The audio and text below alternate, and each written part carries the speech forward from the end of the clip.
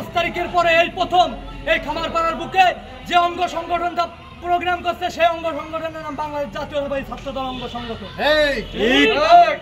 আমরা এই প্রোগ্রাম করে আজকে জানিয়ে দিতে চাই যে আজকে আমাদের প্রোগ্রামের খামারপাড়ার বুকে সফল 3 নং ইউনিয়ন খামারপাড়ার বুকে শক্তিশালী একটা অঙ্গ সংগঠন বিএনপি।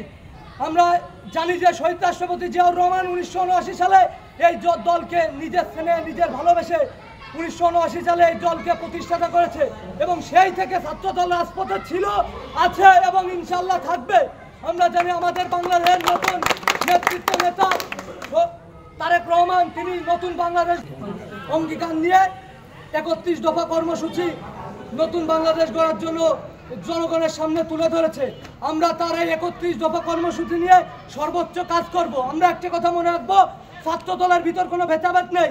ছাত্রদল একে অপরের হাতে হাত রেখে যুদ্ধ দিনে যেইভাবে ছিল মিছিলের সামনে সেইভাবে রাজপথে থেকে সুদিনেও তারেক রহমানের সাথে থেকে সিনিয়র নেতাদের নেতৃত্ব মেনে সামনের দিকে এগিয়ে যাবো ইনশাল্লাহ। এই বলে আমি আমার সংক্ষিপ্ত বক্তব্য শেষ করছি।